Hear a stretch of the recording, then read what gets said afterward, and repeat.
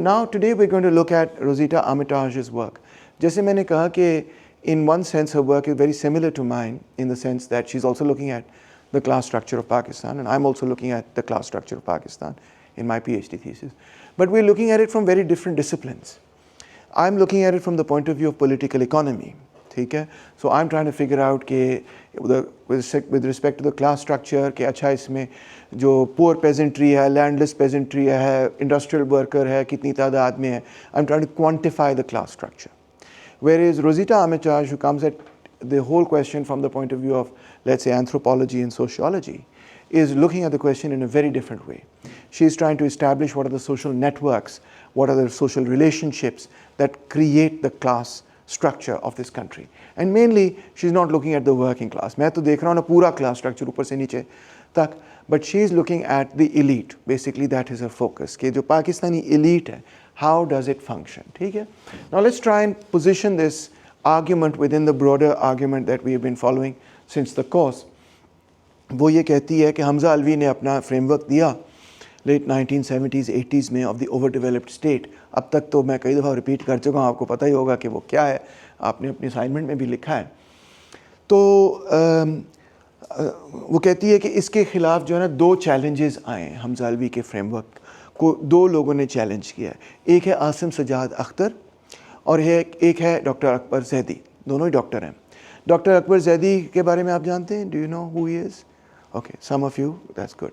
So Dr. Akbar Zaidi is a very, very senior economist, although he also basically approaches economics from the point of view of political economy rather than neoclassical economics. And his academic work is some of the best academic work on the economy of Pakistan, economic issues in Pakistan. उनकी किताब का नाम है. It was first published, I think, in 2005 by Oxford University Press, Pakistan. The great thing about it is that it had like 22 or 24 chapters, and it looks at every single aspect, all the main sort of 24 different aspects of Pakistan's economy. So from that point of view, it tends to be very, very comprehensive, but at the same time, gives you a very good sort of overview of Pakistan's economy and of the main issues and debates that have occurred in the context of Pakistan's economy. So it's actually a very good piece of work in my view. So for that reason, he is considered a senior academic, etc. And Asim ko bhi main introduce kar chuka hu, Quaid-e-Azam University, and a prolific young writer. By young, I mean he's my age, which I still, compared to Akbar Zaidi is young, right? So these are the two people who have challenged Hamza Alvi's framework. And the main challenge to the framework is that there are new forces in play that have transformed the class structure from when Hamza Alvi first elaborated and explained it. Change हो गया उस ज़माने से. ये main उनकी contention है. किस तरह से change हुआ वो हम बताएंगे. But Rosita Armitage now is coming in this argument from the side of Hamza Alvi. And she says, ruling classes have allied themselves with the bureaucratic military oligarchy to the extent that the families of each of these interest groups now interpenetrate and overlap, so that in many instances these families and the institutions they represent are almost indistinguishable from one another. So in this entire debate, she's saying कि ठीक है हमजा अलवी के framework में कुछ changes करने की ज़रूरत है माना, मगर basically वो framework correct था. और जो जैदी और आसिम सजाद ने पॉइंट ऑफ व्यू रखा है उससे मुझे इत्तफाक नहीं है. ठीक है? She is defending Alavi in a certain sense. समझ आ गई? अब देखते हैं कि सबसे पहले she defines the elite, because her PhD is actually titled in this particular way. कहती है the elite comprises of the families who own the nations major industrial and business assets. So सबसे पहले तो एलीट में businessman आ गए, सबसे बड़े businessman. National and regional politicians, सियासतदान भी आ गए. Those who hold senior leadership positions in transnational corporations, ये भी शामिल हो गए. यानी कि बड़े बड़े जो CEOs हैं MNCs के, Pakistani CEOs obviously, and the nation's senior most bureaucrats and leaders of the military. ठीक है? ये generally speaking elite है पाकिस्तान की, she says. Now, the individuals and families who make up these organizations in Pakistan come from distinct ethnic or regional communities, some of which have deep-seated resentment and antagonisms towards one another. तो ये मैं कहती है कि मैं मानती हूँ बात कि पाकिस्तान नहीं बल्कि पूरे साउथ एशिया के अंदर बहुत ज़्यादा डाइवर्सिटी है, जिसकी वजह से people come from many different ethnic backgrounds, many different religions, many different interpretations of the same religion, etc. And so they also have historical and deep-seated resentments and antagonisms to one another. One example of this, of course, is the other reading that you did, जो गिलगित बल्तिस्तान पे थी, जिसमें वो ये बताते हैं कि जो गिलगित के लोग थे, बहुत सारे लोग, वो जो कश्मीर के रूलर्स थे उनके इतने ख़िलाफ़ थे कि वो चाहते थे कि कश्मीर से हम आज़ाद हों, कि उसके नतीजे में जब ब्रिटिश आए और उन्होंने कश्मीर से गिलगित बल्तिस्तान को अलहदा किया और अपने कंट्रोल में लेना शुरू किया, पॉलिटिकल ऑफिसर्स वहाँ पे नामज़द किए, तो many of the people specially the Gilgit scouts and so on so fourth, they were very pro British because they felt कि भाई these rulers are better rulers than the Kashmiris. Although the author points out कि जो कश्मीरी राजाओं ने जो taxation system लगाया हुआ था, जो बेगार सिस्टम, बेगार क्या है बेसिकली ये है कि आप जो है किसी से फोर्स्ड लेबर लेते हैं, अनपेड फोर्स्ड लेबर लेते हैं, ठीक है, आप उसके पैसे नहीं देते, आप कहते हैं you owe it to me to do this labour because you are my tenant, you are my मुजारा और वट एवर, ठीक है। अब नहीं होता ये, पाकिस्तान में बहुत कम होता है, मगर एक ज़माने में 50-60s में चलता रहा था। तो वो ब्रिटिश ने भी कंटिन्यू किया, वो कहते हैं, तो वो unfair practices in a certain sense British ने भी कंटिन्यू की, मगर ब्रिटिश का ये दावा था कि हमने उतनी सख्ती नहीं की जितनी उनके साथ पहले होती थी, and so on so fourth. अब जब पाकिस्तान बना तो हमने ये देखा कि जो गिलगित स्काउट्स थे और गिलगित के लोग थे वो बहुत प्रो पाकिस्तान थे। वो क्यों प्रो पाकिस्तान थे? ख़ास तौर पे जब कश्मीर के राजा ने ये कहा कि मैं इंडिया का हिस्सा बनना चाहता हूँ, तो उन्होंने कहा हम तो लाजमी पाकिस्तान का हिस्सा बनेंगे, और उन्होंने वहाँ पर जाके एक हॉल के अंदर मीटिंग की जहाँ उन्होंने ओथ लिया कि हम लड़ेंगे और हम गिलगित को जो है अलहदा करते हुए पाकिस्तान का हिस्सा बनाएंगे। और इसी के नतीजे में फिर आपको पता है कि वो पहली जंग भी हुई जो 47-48 के अंदर हुई, जिसके अंदर बहुत सारे लोग वहाँ पर गए और उन्होंने आज़ाद कश्मीर जो है वो पाकिस्तान का हिस्सा बना, and that all that history.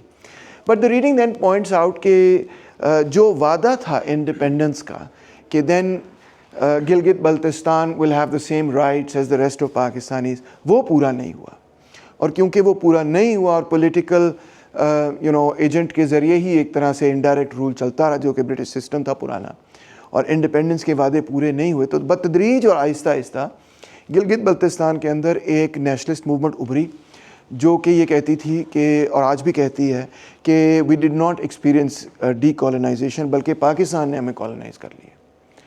अच्छा, इसकी क्या वजह है कि पाकिस्तान जो है उनको पॉलिटिकल राइट्स एक्सटेंड करने के लिए क्यों नहीं तैयार मुकम्मल पॉलिटिकल राइट्स? उसकी वजह ये है कि because Kashmir is disputed territory and because Gilgit Baltistan was part of Kashmir, hence if the Pakistani state accepts that and extends political rights to Gilgit Baltistan, they feel then that the Kashmir issue will in the United Nations, the argument will become weaker that Kashmir is disputed territory. You understand? So this is the background to the entire story. But regardless of the argument in the book, he points out how the policies of the Pakistani state itself, which were not well thought out and did not extend the political franchise fully to the people of Gilgit Baltistan the way it should have, उसके नतीजे में जो सबसे pro Pakistan population थी, आज उसमें से substantial number हैं जो पाकिस्तान के हक़ में नहीं है, बल्कि वो नेशनलिस्ट हो चुके हैं, और वो मतलब पाकिस्तानी नेशनलिस्ट नहीं हो चुके, वो अपने रीजनल नेशनलिज्म को उभार रहे हैं और कह रहे हैं कि पाकिस्तान ने हमें कॉलोनाइज़ किया, हमें हकूक़ नहीं दिए। So it's actually a kind of indictment of the fact that we were not able to really post-independence fulfill the promises of a post-colonial state. Of course, then Sukfeld also takes that idea and plays with the definition of being post-colonial. He says, although Pakistan as a whole, British rule se nikal aaya, so as a whole it has become, we can consider कि 47 के बाद ये एक post colonial society बन गई है, मगर actually वो फूको और दूसरे लोगों की डेफिनेशन इस्तेमाल करते हुए ये कहता है कि if we think of colonialism as a kind of rule where you have dominance without legitimacy, where you are relying mainly on the danda and on violence and on force rather than on hegemony and legitimacy, where you're able to convince people that the state is something that is desirable and good and so on and so forth, where you rely mainly on brute force rather than on the construction of power. Power, Foucault कहता है, is not just about stopping you from doing something. It's about actually constructing within the population a concept of what they should be doing.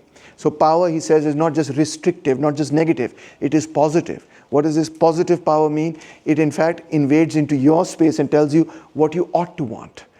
ठीक है ना? It's not just, it's constructive actually. It constructs within you the idea of what you ought to be doing.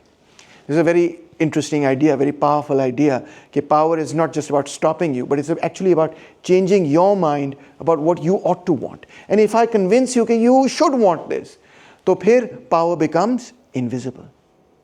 Power becomes invisible because it relies on hegemony and it relies on legitimacy. That doesn't mean it is legitimate, but what it means is that it makes a certain idea so hegemonic that therefore power disappears because the state has that kind of legitimacy.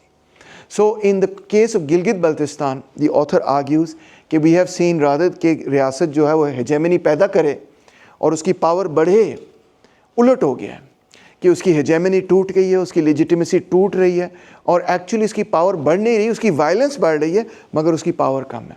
असल power जो है वो ये है to compel somebody else to do something that you want them to do without using violence is what Foucault is trying to explain to you. ठीक है? So I have real power. अगर मेरे इशारे पे आप जो हैं कहें ओ सर की असाइनमेंट है, वाह क्या मज़ा है, मैं तो पढ़ के आऊँगा वगैरह वगैरह, मुझे डंडा यूज़ ही ना करना पड़े, दैट्स रियल पावर. ठीक है ना? डंडा है मेरे पास मगर यूज़ नहीं मुझे करने की ज़रूरत पड़ेगी. दैट्स रियल पावर, क्योंकि मैंने आपको ही कन्विंस कर दिया है कि भाई आप पढ़ाई में आपका भला है.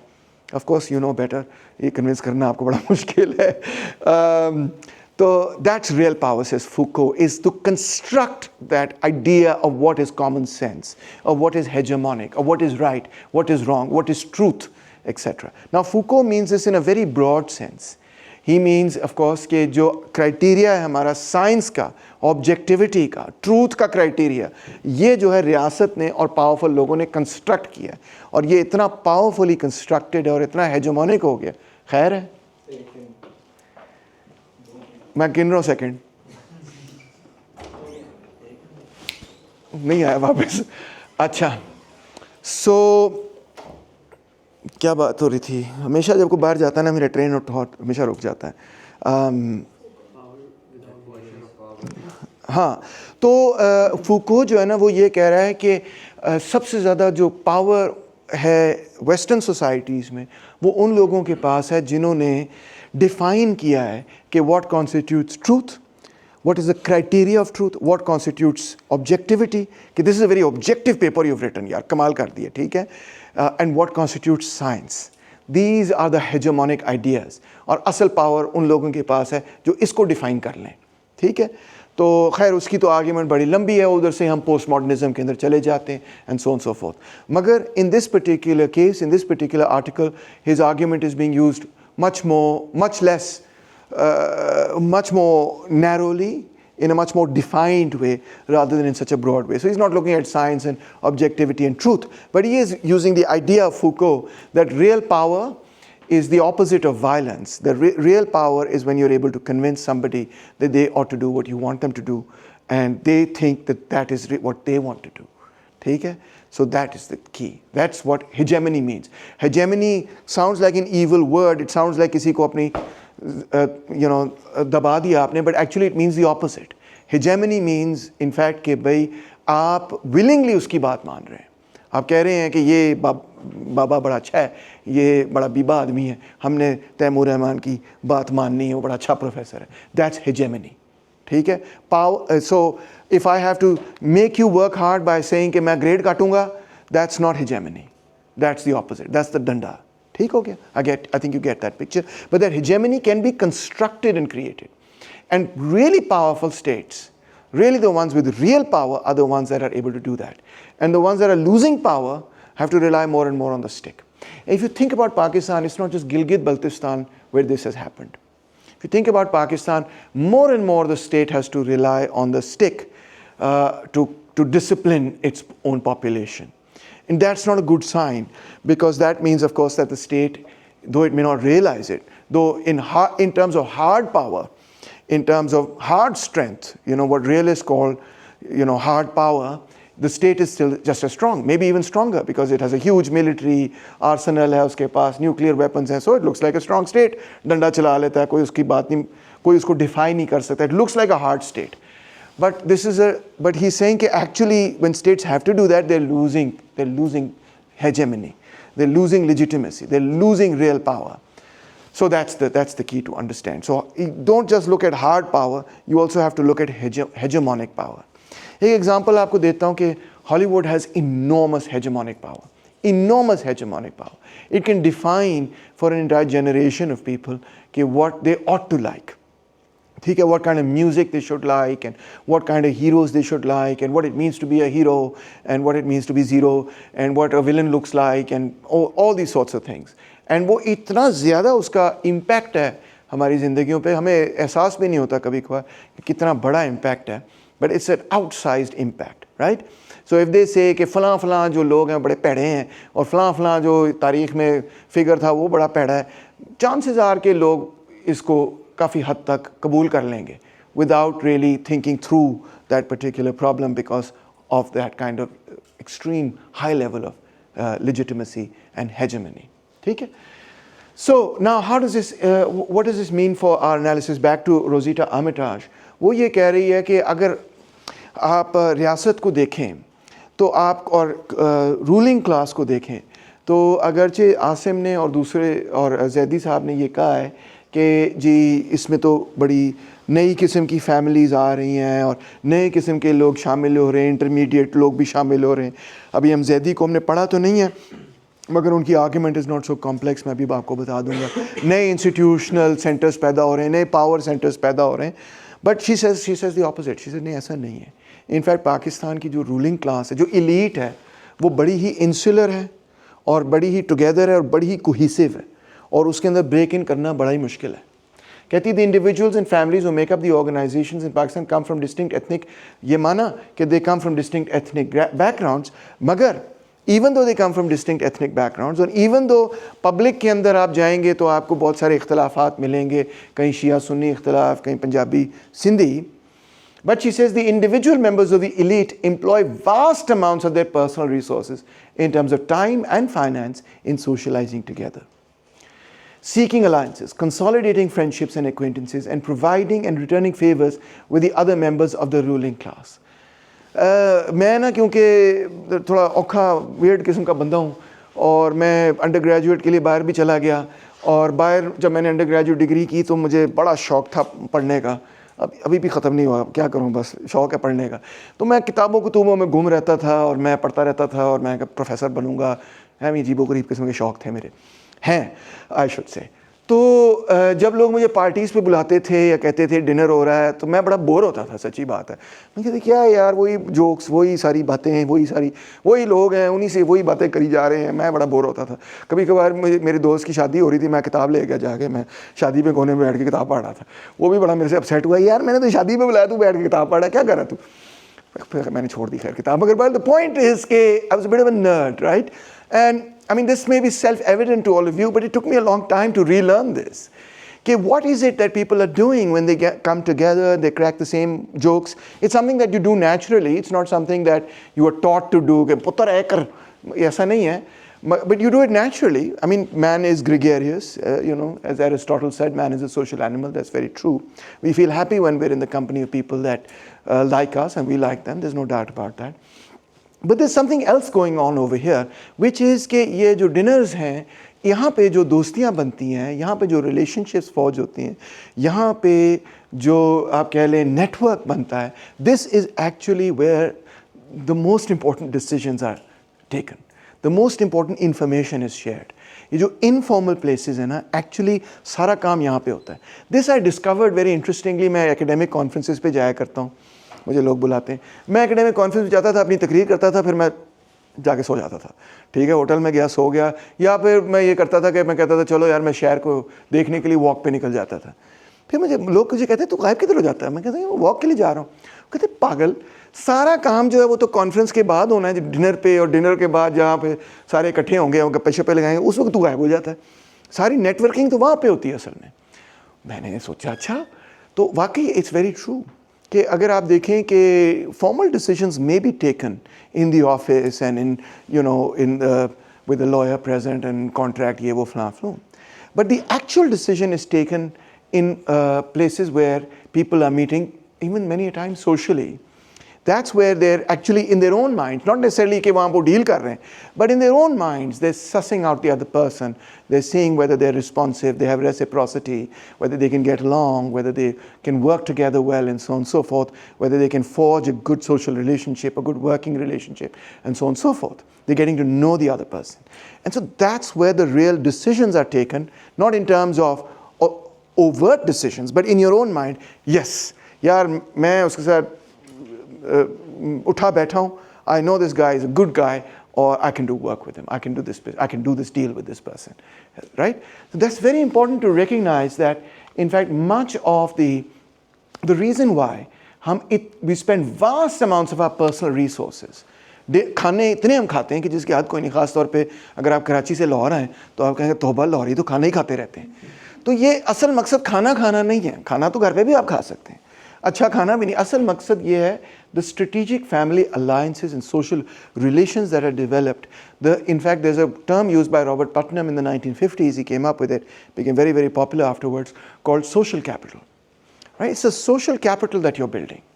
और आपने ये फिक्रा तो सुना ही है ना, and by the way, it's very true, very, very true. 50 साल का हो गया, बाल चिट्टे हो गए, आप जाके समझ आइए मुझे कि in Pakistan especially, but actually all over the world, frankly, it's not about what you do, it's about who you know. Oh my God, I can't tell you कि कितना important lesson है आपको सक्सेस, दुनियावी success के लिए सिखा रहा हूँ, ठीक है? वो जो सक्सेस है जिसके लिए मैं एम कर रहा हूँ वो और चीज़ है, ठीक है ना? वो ये है कि भाई मैं को अरिस्तु बन जाऊँ, मैं को अफलातून बन जाऊँ, वो for that you doesn't matter कि आप किसी से मिलते हैं, you could be a complete recluse and you could be the greatest philosopher ever to live, or the greatest scientist ever to live, or the greatest artist ever to live. But if you want to do business and this, that and the other, then you have to, what's the word that one of my friends uses? You have to schmooze. Schmooze कहते हैं ना? You have to meet people. You have to have a network. You have to, know people. If you know somebody, oh यार मैं उन्हें जानता, मैं उन्हें एक फ़ोन करांगा हो जाएगा काम. इस तरह काम होते हैं पाकिस्तान में, सीधी बात है. प्रमोशनें भी फ्रैंकली इसी तरह ही होती हैं. और आपने फिल्मों में भी देखा होगा, कंपनी रिट्रीट हो रही है, कोई कंपनी रिट्रीट पे गया है, वहाँ पे उसने बड़ा हंसाया लोगों को, उसकी प्रमोशन हो जाएगी, ठीक है ना? तो ये होता है. मैं अभी से आपको बता रहा हूँ, because you young, you are idealistic and so on. Maybe you are not so idealistic, I was, but ये होता है कि if you know somebody well, if you think about it from the other point of view as well, right? If I'm the boss or whatever, or I'm in charge or whatever, and I know somebody well, I'm more comfortable giving them greater power in my organization than I am with somebody who has a very high metric, but I don't really know them well enough. I don't really trust them. So the main thing is about having that social trust, right? Having that social capital. So very, very important lesson. So Rosita Armitage says that the reason why we spend so much time in these dinners is not just innocent that we want to have dinner and blah, blah, blah, but it's also social networking. Very, very important. So while the nations of South Asia are no doubt regionally divided, she says, the divisions between these communities in a number of post-colonial societies, of course, have led to social divisions along ethnic, linguistic, religious, and or other sectional affiliations. She's not denying this. This exists, but at the same time, and she goes into more details कि मुहाजिर हैं जी, 8 million मुहाजिर हैं, Bloch question है, Pashtun question है, सिया सुन्नी तजाद है, Sindhis हैं, etc. But at the same time, the bureaucratic and military institutions of the new Pakistani state sought to overcome these differences through the creation of a singular national identity based upon Islam. But after all, we're all Muslims, so let's all come together. Of course, this didn't work. The most important lesson is this didn't work. If it had worked, so the majority of the Pakistani population would not have separated from the minority. East Pakistan जो है वो West Pakistan से अलग हुआ, वो 55 या पता नहीं 56% population थे पाकिस्तान के, वो हमसे अलग हो गए. If Islamic solidarity was enough to keep the country together, then they would never have separated. If Islamic solidarity was enough to keep all the Muslims together, then there are more Muslims in India than there are in Pakistan, even today. So So the illusion is कि you can say to somebody कि अच्छा जी हम सब मुसलमान हैं तो हम मुसलमान तो भाई भाई होते हैं तो let's work together. But it's not real. This is kind of बच्चों की कहानी है, baby food, you know, or we swallow it hook, line and sinker. We say it all the time in our speeches. हम सब मुसलमान हैं. पहली बात तो है कि हम सब मुसलमान हैं नहीं, ठीक है ना? I don't mean कि आप असल में छुपे हुए काफिर हैं something. I mean that there are obviously people in this country who don't identify as Muslims. Okay, there are lots of Hindus here, there's also Sikhs here, there are many Christians over here. The first and foremost, हम सब मुसलमान हैं नहीं. अगर हम सब मुसलमान होते भी तो doesn't mean कि भाई हम सब इत्तफाक करते हैं सियासी, समाजी और मुआशी सवालात पर. So, despite all these differences, Rosita Armitage says there is a cohesion in the Pakistani ruling class. Now, this may surprise many of you, this argument. What I like about this particular argument is that you might say कि वो तो Australian है उन्हों की पता कि असी किमें होते हैं. But you know what I like about the fact that when I hear other people talk about us, I sometimes like that, not because I feel that they have an insight that I don't have, or rather not because I feel like they know more than me, but because they wear different lenses than me. They wear different glasses than me. If you've grown up in a society, you don't notice many of the invisible things that you just grow up with. They're invisible to you. You don't even realize that you do them. And you're doing them all the time. And you just don't even think about it. Like for example, if I go into a company of people and there's men sitting and there's women sitting, the way I'll greet women will be very different from the way I'll greet men. This is just every time. I don't even know that I do this, but I do this all the time. With the women, I'll be like, Assalamu alaikum ji, haan ji, kaisi hain aap, theek thaak hai. And with the men, I'll be like, ki haal? Totally different. I'm never going to go up to a woman and say, oh, ki haal? She slap me across the face, right? So the way we behave is so ingrained in us that you were not even conscious of it. Okay? The way we behave, for example, with staff members who are on a lower social rank is something that you just pick up from the rest of society. You don't think about it. You're just born with it almost, you know. You just see everybody do it, so you do it the same way. And you know, everybody sees it being done, so you just think that that's natural. It's not natural, it's something cultural. And if you go to different societies, you find that's actually very, very different. Okay, so when somebody from the outside comes and looks at your society, they're a lot of times able to see the things that are invisible to you. So it's not always the case, हम कहते हैं इन्हों की पता है तो study नहीं की, मगर it's not always the case. And the thing goes the other way as well. हम जब वेस्ट जाते हैं तो हमें बहुत सारी ऐसी चीज़ें लगती हैं कि ये क्या कर रहे हो, हालांकि उनके लिए वो बड़ी नॉर्मल किस्म की चीज़ें होती हैं. उनको वो एक्स्ट्रॉर्डनरी लगती ही नहीं है. उनको लगता है कि ये बिल्कुल नॉर्मल चीज़ है. For example toilet paper. But खैर, anyway, we won't get into that, right? But you get the picture. बहुत सारी चीज़ें ऐसी जो आपको लगता है कि कर रहे हो, और वो कहते हैं ये तुसी क्या कर रहे हो. So, so it's good to see society from an outsider's lens. So when Rosita Armitage looks at Pakistani elite, what does she see? She sees actually a very cohesive elite. सानू नहीं लगता मगर उन्होंने महसूस हो रहा है. No, it's very cohesive. Yet despite the divisions that characterize much of the broader nation, the elite members of these separate communities are today a largely cohesive and united ruling class who routinely coordinate, collaborate and support one another's interests despite their heterogeneous origins. So although they are Sindhi and Pashtun and Baloch, and actually Baloch ke bare mein she says they are the only ones बेचारे जो के who are out of the picture, but खैर, but the rest of them के बारे में वो ये कहती है कि actually they are very cohesive. They really work together and they really support each other's interests and so on and so forth. And they may come from different parts of Pakistan, but still they are quite cohesive. Let me figure out कि इस classroom में कितनी diversity है. वो सारे लोग जो लाहौर से ज़रा हाथ खड़ा करें. मैंने आप भी हाथ खड़ा करना पड़ेगा. अच्छा, वो सारे लोग जो कि पंजाब से हाथ खड़ा करें. लाहौर वाले भी हाथ खड़ा करेंगे ऑब्वियसली. अब लाहौर वाले कहें मैं तो खड़ा कर देता, माँ को दोबारा खड़ा कर. ओके, वो सारे लोग जो पंजाब से, जो सिंध से हाथ खड़ा करें. Okay, not a lot. वो सारे लोग जो खैबर पख्तूनख्वा से हाथ खड़ा करें या फाटा या गिलगित वगैरह से. more than the Sindhis. And जो सिंधी होंगे उनमें से भी आधे कराची से होंगे. कराची से है ना सिंधी? हाँ, देखा ना. अच्छा, और तो सिंधी कोई है, सिंधी स्पीकिंग सिंधी कोई है यहाँ पे? Not one.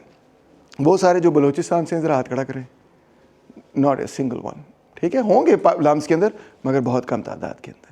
So that gives you an idea कि how the this is an elite institution, how more or less the composition of the elite in this institution gives you an idea, but he says largely cohesive. All right, let's have a look.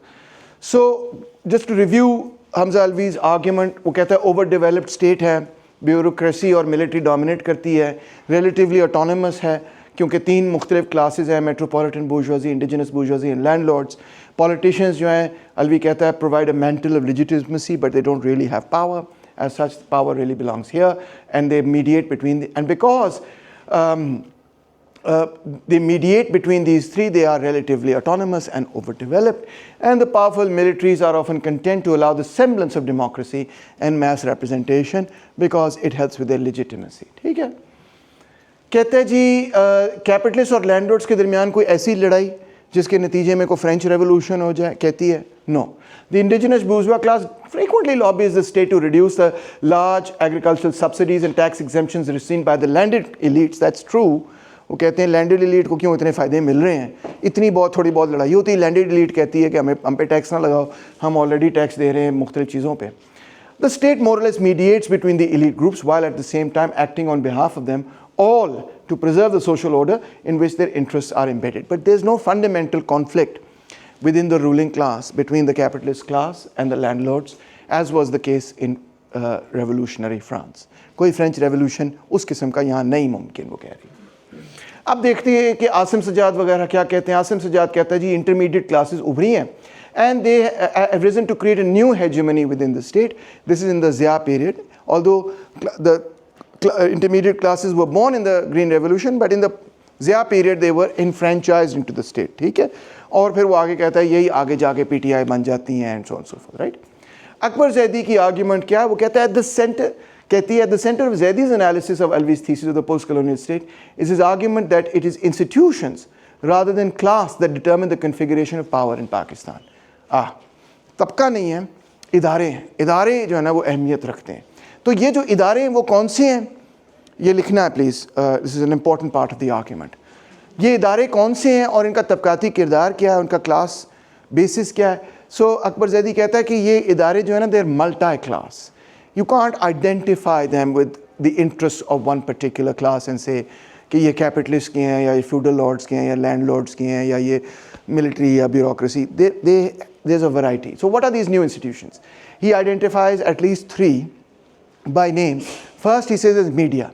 Media, he said, Akbar Zaidi says, has become a new power center in the context of Pakistan. He was writing this article at the time जब lawyers movement चल रही थी, और उस period के अंदर वकला तहरीक के अंदर जो मीडिया है वो मुशर्रफ के ख़िलाफ़ उसका एक बड़ा रोल था, और हामिद मीर भी बड़ी मुशर्रफ के ख़िलाफ़ और आमरीत के ख़िलाफ़ जमहूरियत के हक़ में बातें करता था, और भी बड़े सारे लोग. In fact if I were perfectly honest with you, because I saw this from the inside as a participant, मैं तो obviously military dictatorship के ख़िलाफ़ ही था, मैं मुशर्रफ के ख़िलाफ़ था. उसी पीरियड के अंदर मैंने अपने लम्स की स्टूडेंट्स के साथ मिलके एक बैंड भी बना लिया कॉल्ड लाल बैंड. हमने बड़े सारे गाने किए, ठीक है, तो वो भी मुशर्रफ के ख़िलाफ़ थे, तो वो बड़े हिट हो गए उस पीरियड के अंदर. तो मीडिया ने, जियो ने और चैनल्स ने भी हमें बड़ा लिफ्ट किया, एक्स्ट्रॉर्डिनरीली लिफ्ट किया कि भाई ये पैगाम जो है ना लोगों तक पहुंचना चाहिए. इनफैक्ट आपको एक मिसाल देता हूँ which goes far beyond simply reporting news, right? Media का काम है रिपोर्ट करना, not to be the news but to report the news. So जब लॉन्ग मार्च हो रही थी, एतजाज़ एहसन अपनी मार्च लेके जा रहा था इस्लामाबाद के, भाई हमने जमहूरियत की बहाली करनी, मुशर्रफ जो है वो छोड़ दे इक़्तिदार. तो मैं लंदन में था, और शाराम जो कि मेरे साथ वोकलिस्ट था वो था उधर वॉरिक में, वो भी यूके में था. तो जियो ने हमें टिकट भेजे कि पाकिस्तान आ जाओ, लॉन्ग मार्च होने लगी. और फिर उन्होंने हमें लाइक 2 days और 3 days बिफोर वो कंटेनर लगा दिए ना उन्होंने इस्लामाबाद के इर्द, लॉन्ग मार्च पहुँचने नहीं दी. तो 2 or 3 days before the containers वो सेटअप, दे सेड आपने मार्च के साथ नहीं आना क्योंकि आप बड़ा की रोल प्ले कर रहे हैं म्यूज़िक के ज़रिए, ये वो to rile up the crowd etcetera. तो उन्होंने हमें जहाज़ से पहले जो है ना इस्लामाबाद पहुँचा दिया. We were ahead of the march, ready to receive them. And of course the whole march didn't reach, but part of the march क्योंकि वो रुक गई, फ़ौज ने उसको रोक दिया, मुशर्रफ ने उसको रोक दिया. मगर जो लोग फिर वहाँ आए, वहाँ पे हमने जियो की बिल्डिंग के सामने बड़ा ज़बरदस्त कॉन्सर्ट किया. हामिद मीर भी वहाँ आ गया, उसने भी कहा जागो जागो and so on. I got the footage for that, you can have a look at that some time. But in this instance Of course, I was very painfully aware that the media isn't just reporting the news. They're actually advocating for the end of military dictatorship and the and for democracy to come back to Pakistan. They are participants in this conflict. They're the participants in this conflict on the same side as me, so yay, good, that's good, but they could also be participants on the opposite side, but they're not playing the role of, oh, we're not involved in any way, shape or form, we're just reporting, which is of course their claim, but that's not necessarily very true. In Pakistan, the media actively shapes the discourse. It doesn't just report on it, it shapes the discourse. So it plays a key role in building hegemony. And it's an activist media, much like the activist judiciary, which is the next institution he talks about. Here again, the judiciary is not just saying, mere kol case aayega to fir main vekhanga ki karna hai ki nahi karna. The judiciary is actually going into the public realm and saying, oh, I'm going to do a suo motu cases on the Pakistan steel mill, on its privatization, and I'm going to stop its privatization. I'm going to do a suo motu case on missing persons. I'm going to do a suo motu case on PIA's privatization. Or I'm going to, why are we not spending more money? Baad mein, jo Judge Sahab aaye, Chief Justice aaye, why are we not spending enough money on building the dams? I'm going to build the dam, मुझे वहाँ जाके चारपाई भी लगानी पड़े तो मैं पैसे इकट्ठे करके डैम बनाऊंगा. एक जज जो है वो अस्पताल के अंदर पहुँच गया, ड्यूटी पे क्यों नहीं नर्सेज खड़ी हुई, जो भी है, right? This is an activist judiciary. It's very different from a judiciary which says the old British model of the judiciary was कि वो विग पहनी होती थी उन्होंने बड़ी सी और वो बस घर में बैठे होते थे, केस आएगा तो हम करेंगे, अदरवाइज हमें परवाह कोई नहीं कि क्या हो रहा है दुनिया के अंदर. ये कहती नहीं, हम जाके करेंगे. So this is called judicial activism. Right? Judicial activism is to actively intervene in society to bring about a certain result. अब judicial activism controversial भी है. Controversial इसलिए है कि what that means is कि अगर judiciary बजाते खुद किसी चीज़ में invest हो जाए तो वो अपनी objectivity lose कर सकती है. This is the simple explanation कि conflict of interest पैदा हो सकता है. अगर मैंने एक साल कैंपेन किया कि डैम बने, तो कोई भी ऐसी रिपोर्ट जो मुझे ये कह दे कि डैम जो है फीजिबल नहीं है, तो मेरी एक साल की मेहनत ज़ाया करेगी, तो मैं उस पर ऑब्जेक्टिवली फिर अपनी राय नहीं दे सकूँगा क्योंकि मैं उसमें खुद इन्वेस्ट हो चुका हूँ, मेरा वक्त उसमें इन्वेस्ट हो चुका है. इसलिए जो पुराना मॉडल है, जो कॉलोनियल मॉडल है, जो ब्रिटिश मॉडल है जुडिशरी का, वो ये है कि आपने किसी चीज़ में इन्वेस्ट नहीं करना. इमोशनल इन्वेस्टमेंट की बात हो रही है यहाँ पे. You cannot be invested into something. Obviously, अगर आपकी financial investment है तो वो तो बिल्कुल ही you cannot hear that case. You have to recuse yourself from that case. But even if you're emotionally invested in a particular issue, you cannot be the judge because you have to be impartial. You have to be completely unemotional about that particular case. But you can't be unemotional if you are also invested, right? It's very difficult, or if not impossible. So, activist judiciary, जिसके बारे में फिर ये controversy पैदा होती है कि चलो आज तो शायद जुडिशरी अच्छा कर रही है, but is it a good idea for the judiciary to be activist? Will it not lose its impartiality? Will it not become partial in the context of society? So that's a very big debate. But Bahral, Akbar Zaidi's point is slightly different. His point isn't कि whether it remains partial or impartial. His point is simply कि judiciary is now a player in the politics of Pakistan. It is a center of power that can challenge the military. It has its own power. तीसरा was civil society. और civil society में आसमा जहांगीर जैसे लोग नुमाया थे उस period के अंदर, एतजाज़ एहसन जैसे लोग, अली अहमद कुर्द जैसे लोग. अली अहमद कुर्द को कभी देखा आपने, उसकी तकरीरें सुनी कभी? ओहो, what a fiery speaker he is. जब वो किसी कॉन्फ्रेंस पे गया तो उसने तकरीर की, उसका वैसे आपको किस्सा सुनाता हूँ. तो आई मीन वो तकरीर बस ये थी कि वो खड़ा हुआ स्टेज पे और उसने कहा, एक आदमी, सिर्फ एक आदमी. उसने कुछ 6 दफ़ा ये कहा कि एक आदमी, और ऑडियंस जो है ना तालियां मार मार के पागल, नारे मार मार के पागल, बिकॉज एवरीबडी न्यू कि वो एक आदमी कौन है. तो और वो आगे क्या कहने लगा है, उसका अंदाज ही ऐसा है. So again he is, I mean although he belongs to was an old NAP leader, etc. But here in this particular role, he is playing the role of a civil society leader. Same with Etazaz. He wasn't playing the role of a People's Party leader in the lawyers' movement, but rather as someone who was acting on behalf of an organization that belongs to civil society. That organization, of course, is the lawyers' movement, the bar. The bar is not a political party. The bar is not an economic organization. The bar is not part of the state. What is it? It's civil society. Okay? Civil society is not just NGOs, by the way. हमारी दिमाग में ये होता है कि civil society NGO, it's totally wrong. NGOs are part of civil society, but they don't define what civil society is. Civil society का मतलब ये भी लिख लो, important definition है, ऐसी तंजीमें जो कि ना रियासती हों, नॉन स्टेट, ठीक है, ना वो सियासी पार्टी हो, ठीक है, ना वो मुआशी तंजीम हो, ठीक है, ऑल्दो उसका मुआशी रोल कुछ ना कुछ हो सकता है, फंड्स वगैरह इकट्ठी करे, मगर उसका मेन रोल इकोनॉमिक नहीं है, मगर वो सिटीजन्स के राइट्स के हवाले से कोई ना कोई काम करती है. हो सकता है कि वो इन्वायरमेंट पे काम करे, हो सकता है वो किसी और चीज़ पे काम करे, एडवोकेसी करे, कोई भी इस किस्म का काम करे या रिप्रेजेंट करे लोगों को. तो कहते हैं ये इस किस्म की तंजीमें बन गई हैं. तो power has been pluralised in Pakistan, yet the bureaucratic military oligarchy continues to exercise the role of comparable dominance in Pakistani society today regardless of the new contenders it has accommodated. So yes, ये कुछ हद तक बने हैं, वो मानती है, मगर come on, do they really challenge the military, the power of the military? She says no. वक्ती उभार में कर भी लिया उन्होंने जब लॉयर्स मूवमेंट थी, मगर can anybody seriously today contained कि जुडिशरी जो वो फौज को टेक ऑन कर सकती है या कर रही है, मीडिया या सिविल सोसाइटी? Not really. तो therefore she says, she quotes Mushtaq Khan, ये भी लिख लो please, theory of political settlements. ठीक है, what is Mushtaq Khan theory of political settlements? Theory ये है कि ruling elites subvert formal government institutions by incorporating and absorbing other powerful factions, political leaders, major business owners and organized groups from the middle classes into their own ruling coalition. तो ये होता रहता है. मुश्ताक खान हमें बताते हैं कि जो रूलिंग एलीट है वो दूसरे लोगों को, मिडिल क्लास के लोगों को अपने साथ को-ऑप्ट करती है, चाहे वो बिजनेस से ताल्लुक़ रखते हों, वो पॉलिटिकल लीडर्स हों, वो ऑर्गेनाइज ग्रुप्स हों, इवन माफिया को को-ऑप्ट करती है. रियासत जो है इवन माफिया को को-ऑप्ट कर सकती है. ठीक है, तो I mean big example of that of course is Italy, right, but we won't go into that. वो एग्जाम्पल देता है of Congress party absorbing business interest in Maharashtra, कि किस तरह उन्होंने अपनी डोमिनेंस महाराष्ट्र में कायम की by absorbing the business interest. ठीक है, सो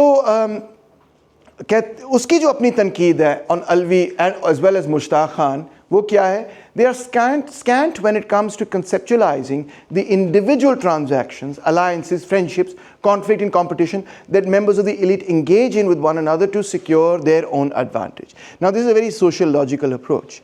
Okay, how is it that they actually come together socially?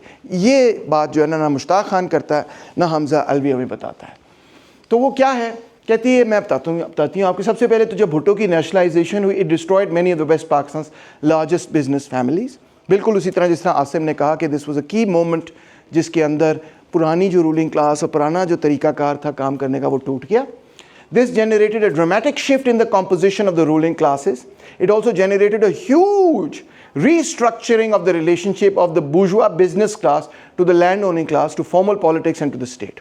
So 70s से पहले का जो पाकिस्तान है और 70s के बाद का जो पाकिस्तान है ना, there is a dramatic change in these two Pakistans, in the structure, in the way in which Pakistan operates and so on. She also agrees with Asim Sajjad. Asim ने भी यही बात की थी. क्या है वो? फॉर एग्जाम्पल सबसे पहले हम देखते हैं the rise of the new Punjabi businessman.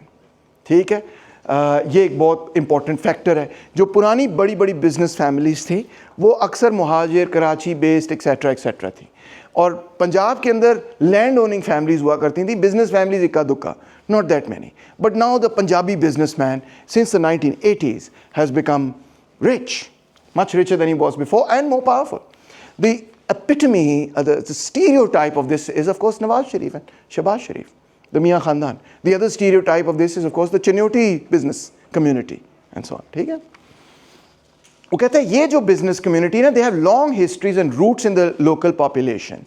Unlike the Muhajirs who came from outside here, उनकी इतनी roots नहीं थी. इनकी बड़ी roots हैं क्योंकि ये पूरी बिरादरी के साथ जुड़े हुए, तो पूरी बिरादरी को मूव कर सकते हैं अपने फेवर में.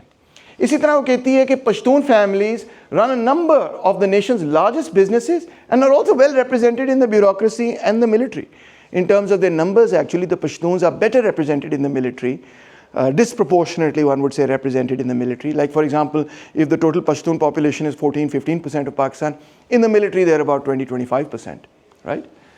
Sindhis retain their position in the nation's ruling class by virtue of their role as large landowners in rural Sindh. अगर कोई इस ruling elite के बाहर है ना, तो कहता है that's the Baloch. The Baloch remain almost entirely excluded. वो पाकिस्तान की रूलिंग क्लास में है ही नहीं। उनकी जो इलीट एलिट से बलोचिस्तान के जो सरदार हैं वो पाकिस्तान की जनरल रूलिंग क्लास का हिस्सा है ही नहीं। ठीक है, सिंधी वडेरे हैं, पश्तून फैमिलीज़ ख़ासतौर पे ब्यूरोक्रेसी और मिलिट्री में हैं, Punjabi businessman yes, but Baloch नज़र ही नहीं आते। Okay, the elite members of these separate ethnic communities routinely socialize, engage in political negotiations, business deals, and when alliances between families from different ethnic communities need to be particularly robust and permanent, they intermarry. इनकी आपस में शादियां भी होती हैं, इनकी दोस्तियां भी हैं, and so on and so forth. ठीक है? Takes an outsider to say that, but it's actually pretty true. I think you already know this. The nation's elite actively invests in creating and reinforcing close interpersonal relationships with one another regardless of ethnic and sectarian affiliations. Outside ethnic and sectarian affiliations may exist, in the public they may exist, but in the elite actually, at least these members of the elite work pretty closely together, she says. Kya hai iske evidence? She looks at marital, not only does she look at patterns of socialization in the sense of people meeting each other at dinner parties and the rest of it, but she also looks at marriage patterns. इसमें उसने काफ़ी सारा data अपनी PhD और अपनी publications में दिया है। इस आर्टिकल में ऑब्वियसली वो कम है क्योंकि छोटा मुख्तसर आर्टिकल है, but she looks at marital practices first and foremost. शादियाँ कहती कज़न मैरिजेस हैं एक किस्म की, parallel cousin marriages and strategic non consanguineous marriages. ये 3 किस्म की शादियाँ हो गई जो हम करते हैं अक्सर। कहती है across Pakistan class structure 2/3 of marriage remain कंसैंग्विनस।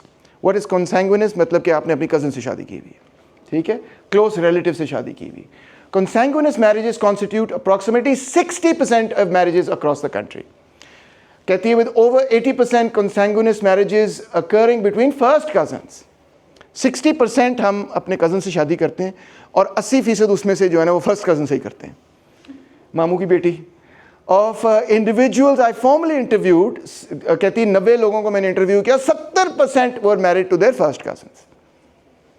अच्छा, बाय द वे ये जो फर्स्ट कज़न मैरिज है ना, जब ये कई जनरेशन्स पे चलती है तो इससे जेनेटिक्स में बड़ी ठीक ठाक प्रॉब्लम्स पैदा हो जाती हैं। This is long been proven, thalassaemia and many other kinds of really serious genetic problems can arise if you continue to marry very close to your genetic group over generations. एक आध शादी से शायद ना हो, मगर over generations it can really weaken your gene pool. Your gene pool is actually strengthened the most if I have these genes and my wife, if I have these genes and my and my wife has totally different, distinctly different genes, then our children will be the strongest genetically. जितना दूर अपने genetic group से आप शादी करेंगे उतना actually आपके on the whole, not in every single instance but on the whole, general rule ये है, उतना ज़्यादा आपके जो बच्चे होंगे वो genetically strong होंगे। तो हमने अपने आप को, मतलब हम तो 60% शादियाँ अपने कज़न से कर रहे हैं और फर्स्ट कज़न से कर रहे हैं, ये बड़ा सीरियस इशू है। Why is this the case? हम अपने आप को जस्टिफाई करने के लिए कहते हैं वो फैमिली अच्छे लोग हैं, हम जानते हैं उनको, फिर वो ख्याल ज़्यादा रखते हैं, बहू का ख्याल रखेंगे, बेटी का ख्याल रखेंगे, हमारा बच्चा भी खुश रहेगा, वैसे भी they've grown up together, they know each other, you know, compatibility, हर किस्म की एक्सक्यूज़ देते हैं हम। असल वजह जो है ना वो ये है, keeping assets within the family remains a critical strategy for wealth retention. असल कहती वजह ये है कि हम क्यों अपने कज़न से शादी करते हैं कि उससे जो है जो वेल्थ है फैमिली की वो फैमिली से बाहर नहीं जाती। ये असल रीज़न, क्योंकि अगर किसी से बाहर से शादी करेंगे तो यू नो ऑब्वियसली फिर जो आपकी फैमिली वेल्थ है, और यहाँ पे वेल्थ है ही ज़्यादातर मतलब फैमिली के इर्द गिर्द बिल्ट है, इंडिविजुअल के इर्द गिर्द बिल्ट नहीं है सच। तो इस वजह से ये रियल रीज़न है। नॉन कंसैंग्विनस मैरिजेस होती हैं, they are also basically permanent alliances between families whose influence, economic assets and particular sphere of interest will be mutually beneficial to the other. यानी कि अगर आप सोचें इसके बारे में कि हम अगर 60% कज़न मैरिजेस कर रहे हैं और या कभी कभार उससे भी ज़्यादा, और उसके अलावा भी जो हम शादियां कर रहे हैं उसमें हमें ये नज़र आता है कि ये कोई स्ट्रेटिजिकली यूज़फुल किस्म की शादी है। इसका मतलब है कि हमारे समाज में although we may sing day and night about love songs and हाय मैनू प्यार हो गया और जूना कितने प्यार से मैं कहूँ ना, we may sing that all the time, but when it comes to marriage, it's not love that is dominating our decision making. Because love के बारे में मैं कहता हूँ ना, by the way, love is like a disease. Okay जिस तरह आप चल रहे हैं, अच्छा भला आप जा रहे हैं, आपको एकदम से कोविड हो गया या आपको कोई बीमारी चिमड़ की, प्यार भी ऐसे ही होता है. आप चल रहे हैं, आप जा रहे हैं, ठा आपको प्यार हो जाता है. ठीक है, it's got no pattern, it's very random. वो कहते हैं ना, इश्क ना पूछे ज़ात ना मन्ने तख्त ना वेखे ताज. हैं, खूबसूरत सा है हदीका क्यानी का गाना जो उसने सूफ़ी कलाम से लिया है. तो वो बाकी हकीकत है कि इश्क नहीं इन चीज़ों को पहचानता, caste, colour, skin, whatever this that and other, status, इन चीज़ों को नहीं पहचानता. मगर शादी जो हम कर रहे हैं ना, वो बेसिकली पैटर्न फॉलो कर रही है कि बिरादरी के अंदर शादी कर लो, बिरादरी मजबूत रहेगी, कमज़ोर नहीं होगी. कास्ट, पिंडों में तो आप जाएंगे तो वेल नोन बात है कि ज़ात के अंदर शादी, यू नो, वेल नोन बात है कि people will not marry outside of their caste, they will not marry their children outside of their caste. और फिर एक और बात कि हम अक्सर शादियां आप भी जानते हैं कि अगरचे आप सारे ला देंगे, जी जी बिल्कुल ठीक है, मुझे भी पसंद है या मुझे भी जो भी, मगर एक्चुअली पेरेंट्स ने सेट की होती हैं. ठीक है ना, मेजॉरिटी. और हम उसको जस्टिफाई भी करते हैं, हम कहते हैं कि भाई parents know better than me, you know, mature है, मैं ज़रा इमैच्योर हूँ, मुझे क्या पता, अम्मी अबू ने कह दिया, अच्छा ही कहा होगा, ठीक है. But the point nonetheless is कि yes of course a lot of marriages are basically done in this particular way in this society. The point is that this has been the butt of many a joke in South Asia, not just in Pakistan but also in India, कि शादियों करने का जो तरीका है या रिश्ता करने का जो तरीका है वो कितना odd है हमारा.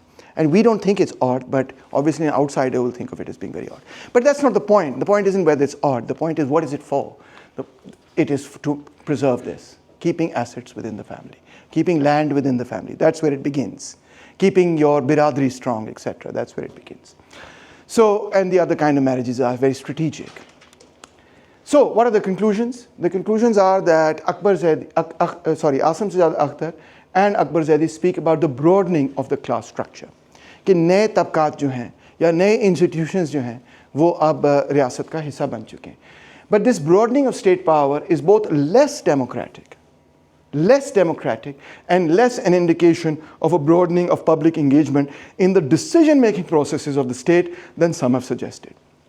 In other words, Asim Sajjad और जैदी ये कह रहे हैं जैसे पावर अब डिस्पर्स हो गई, डेमोक्रेटिक हो गई, प्लूरलाइज हो गई, इंक्लूजन ज़्यादा हो गई. But she says this is not true. It's not true. This has not happened. In fact, because most of the decisions, the important decisions, are taken not in the formal setting, but in the informal setting, and through marriage ties, and through dosti yari, and through the social network. That's why the illusion can be created of broadening of power without actual power being broadened. This is why you see this kind of strange dichotomy. You would expect to see a strange dichotomy in our society, whereby decisions, the real decisions, are not taken formally. They're taken behind closed doors. They're taken in personal meetings. They're taken in spaces that are not official spaces, and so on and so forth. And that's why you need to know the people who take the decisions in order to get whatever it is that you need to get. If you go just purely through the formal process, you might not get what you really require. Okay? That is a powerful idea. And that really is the way Pakistan actually works, if you think about it. And what this creates then is an insular elite, because you cannot get access to that space without being part of that network. So formally and on paper, you can fulfill all the criteria. Magar bari aapki nahi aani until you know the right people. Or right people you will only get to know when you're invited to the right dinner parties. वहाँ नहीं अगर आपको बुलाया तो छुट्टी, समझे हो? That's why after turning 50, I've realized, अच्छा, dinner parties इसलिए ज़रूरी होती हैं. Right? Very late in life. It's too late for me. It's not too late for you. These kinship community and ethnic forms of affiliation provide a stable and deeply rooted support network on which elites can draw. This is how Pakistan, it's not how Pakistan works on paper. we're experts of this thing कि paper पे हमने यही साबित करना है कि देखें जी हमने अखबार में ऐड दिया, फिर इन लोगों ने अप्लाई किया, फिर ये हुआ, फिर ये प्रोसेस हम पूरा पेपर पे साबित कर देंगे 100% करेक्ट हुआ है. मगर एक्चुअली जो फैसले होते हैं वो इस तरह से होते हैं. Because elites share information. So if you're out of that loop, you don't get the necessary information you need कि नौकरियां कहाँ पे खुल रही हैं, ये opportunities, contracts कहाँ पे हो रहे हैं, and favors in private social forums to which individuals they are closely guarded. These social forums, these private social forums are closely guarded. ठीक है? Not born into the elite classes, people who are individuals not born, not born into the elite classes are unable to compete with the advantages circulated within this closed group. The result of this extreme elite cohesion, it's not just a little bit, it's an extreme elite cohesion, is the massive reduction of opportunities for upward social mobility into the elite classes and the development of an environment where it is not possible to create the equitable conditions required for broad-based wealth accumulation and redistribution. Very, very powerful and interesting, I think. The real decisions are taken in very insular places. We make it look like the process is quite complete. And those insular places, जो इसका हिस्सा नहीं है ना, they can't get access to that. जो मर्जी, क्योंकि वो मेरे घर में है, मैं जिसको मर्जी बुलाऊं, जिसको मना बुलाऊं. Nobody can say मैंने क्यों नहीं बुलाया, नहीं बुलाया, मेरी मर्जी, तू मेरा दोस्त नहीं है, ठीक है ना. वहीं पे असल अगर फैसला होना है, वहीं पे अगर गपशप होनी है और कहना चल यार let's do this, तो फिर इसका मतलब है the non-elite is not ever going to be able to truly be enfranchised till actually the processes of how these decisions are taken are not taken in a way where people are really, where these decisions are really taken on merit in a manner that is transparent, accountable, and makes some rational sense. That's what's going on.